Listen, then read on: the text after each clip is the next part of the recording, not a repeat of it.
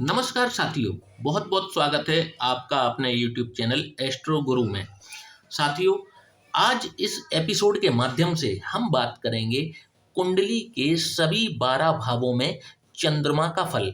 जी हाँ साथियों, चाहे आपकी कोई लग्न हो अथवा कोई राशि हो, कोई फर्क नहीं पड़ता।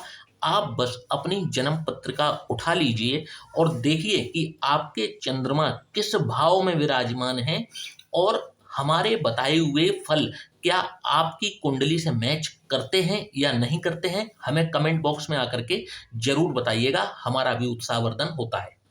साथियों, चंद्रमा जो कि मन का कारक है, चंद्रमा जो कि चंचलता का कारक है। चंचलता का कारक क्यों कहा गया? क्योंकि मन जो है वो चंचल होता है और चंद्रमा सभी नवग्रहों में सबसे फास्ट मूविंग प्लेनेट है। लगभग 2.25 दिन में ये राशि चेंज कर देते हैं। जिस राशि में भी ये गोचर करते हैं, 2.25 दिन के लगभग ये उस राशि में रहते हैं और फिर उसके बाद में अगली राशि में प्रवेश कर जाते हैं। इस प्रकार से ये अपना 27 दिनों में सभी 12 राशियों का चक्कर पूरा कर लेते हैं। चंद्रमा से हम माता को भी देखते हैं। चंद्रमा जल के भी कारक हैं। चंद्रमा हम कैश भी देखते हैं चंद्रमा से।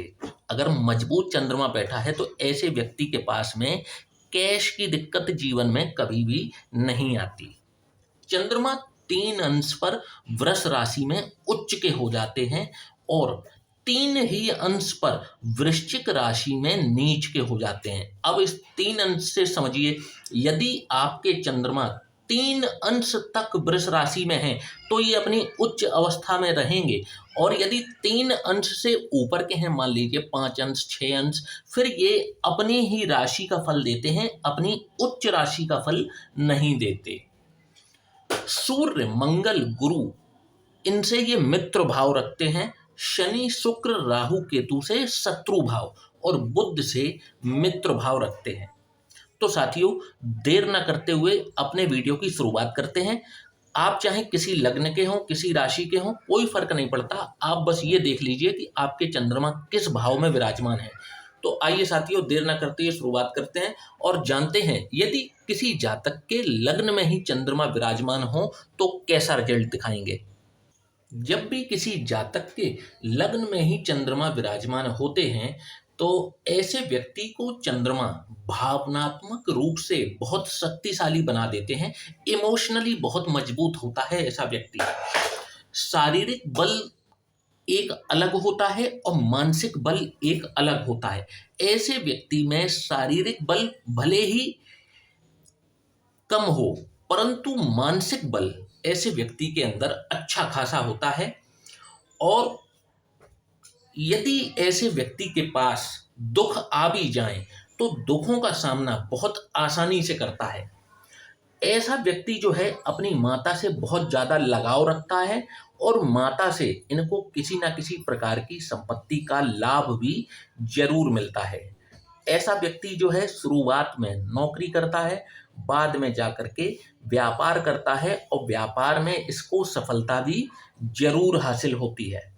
साथियों, बात करेंगे चंद्रमा यदि किसी व्यक्ति का द्वितीय भाव में विराजमान हो। अब द्वितीय भाव किसका है?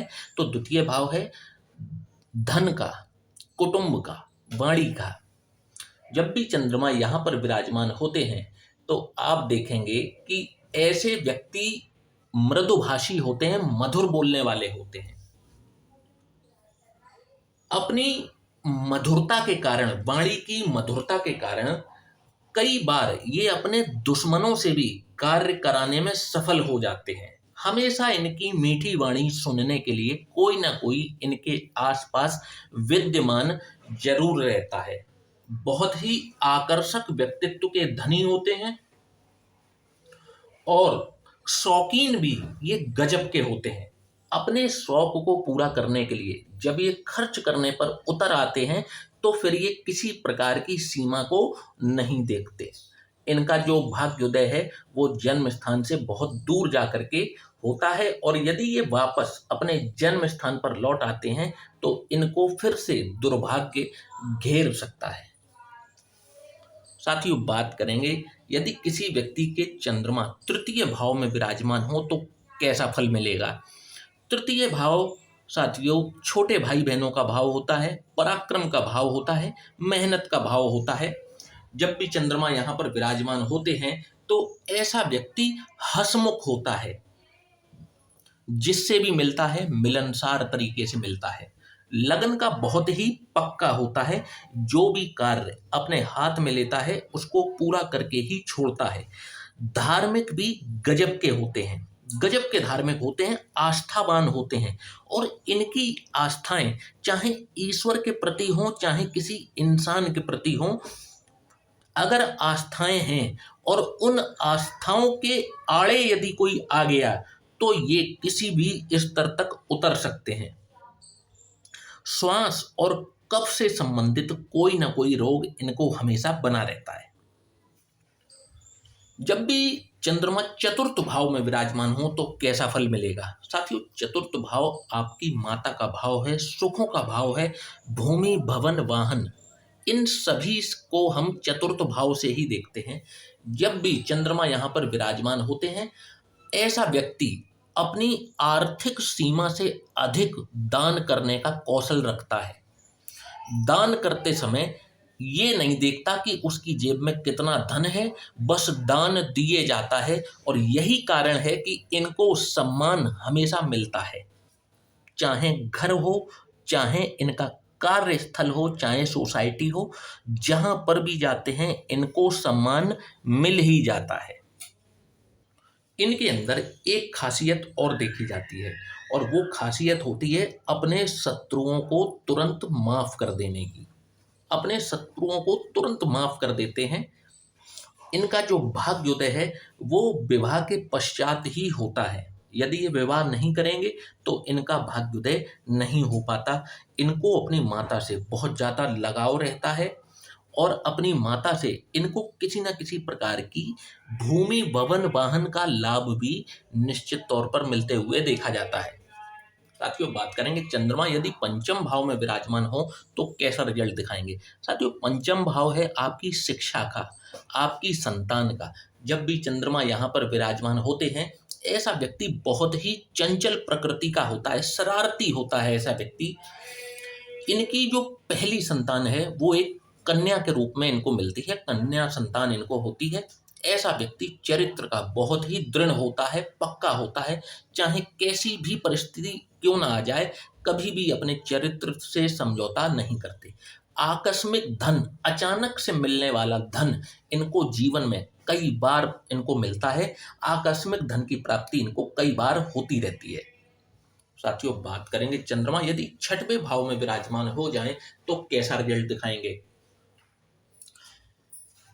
ऐसे व्यक्ति को जिसका चंद्रमा छठवें भाव में विराजमान है, श्वसन तंत्र से संबंधित, नर्वस सिस्टम से संबंधित खांसी जुखाम नजला इस प्रकार का रोग हमेशा मिलता रहता है जब भी चंद्रमा छठवें भाव में हो।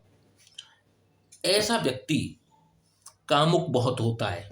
अपनी काम वासना पर इनका कोई नियंत्रण, कोई कंट्रोल नहीं होता। खर्च भी अपनी आय से अधिक करते हैं। आंखों से संबंधित कोई ना कोई रोग इनको जरूर बना रहता है। साथियों बात करेंगे चंद्रमा यदि किसी के सप्तम भाव में विराजमान हो तो कैसा रिजल्ट दिखाएंगे। सप्तम भाव रिलेशनशिप का भाव है, आपकी मैरिज का भाव है, आपके जीवन साथी का भी भाव है। जब भी चंद्रमा यहाँ पर विराजमान होते हैं, ऐसा व्यक्ति बहुत ही सभ्य, कल्चर्ड होता है, साथ ही बहुत ही धैर्यवान होता है। ऐसे व्यक्ति के अंदर पेशेंस गजब का होता है। इनको किसी कार्य की जल्दबाजी नहीं होती। जब तक ये प्रत्येक बात को पूरी तरीके से कसौटी पर कस नहीं लेते, एक भी कदम आगे नहीं बढ़ाते। राजनीति में भी ये अपना भाग्य आजमा सकते हैं, इनको सफलता जरूर मिलती है।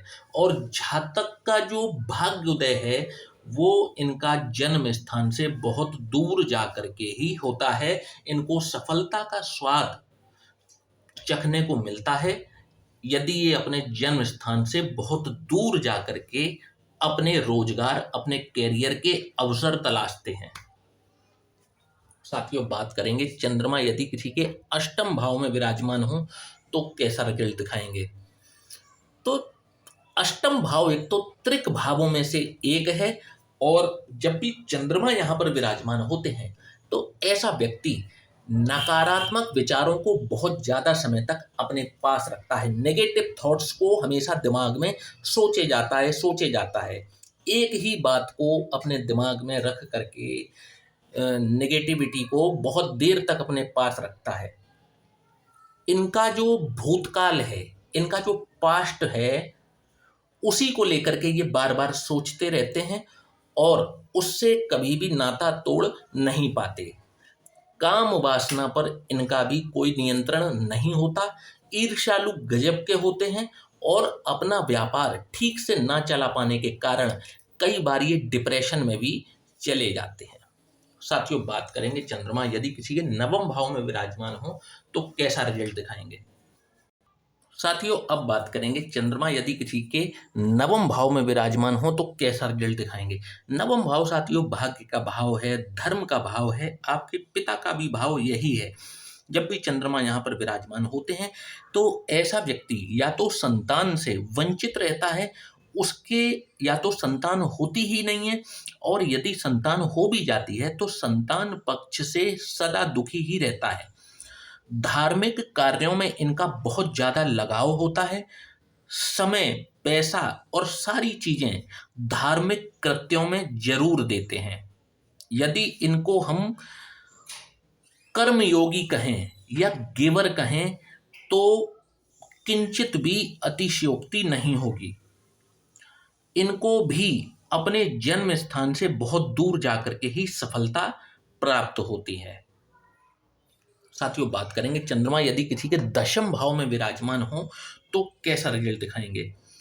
जब भी चंद्रमा दशम भाव में होता है व्यक्ति को स्पेशलिस्ट यानी कि विशेषज्ञ बनाते हैं। अब वो विशेषज्ञ किसी भी रूप में हो सकता है, चाहे वो डॉक्टर हो, चाहे वो इंजीनियर हो, परंतु इनके पास कोई ना कोई स्पेशल स्किल जरूर होती है, और उसी के बल पर यदि ये उसी क्षेत्र में कार्य भी करते हैं तो ये अकूत संपत्ति अर्जित करते हैं।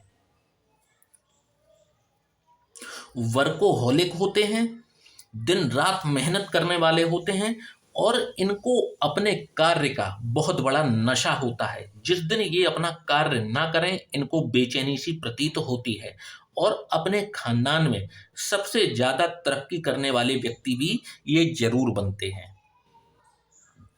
साथियों, बात करेंगे चंद्रमा यदि किसी का एकादश भाव में हो तो कैसा रिजल्ट दिखाएगा। ऐसा व्यक्ति जिसका चंद्रमा एकादश भाव में हो बहुत ही चंचल होता है, शौकीन होता है। इनके अंदर अवगुण और सद्गुण बैलेंस होते हैं, एक संतुलन में रहते हैं। संतान इनको बहुत ही आज्ञाकारी मिलती है। यदि इनको राजनीति में अपना भाग्य आजमाना हो तो ये आजमा सकते हैं, इनको सफलता जरूर मिलती है।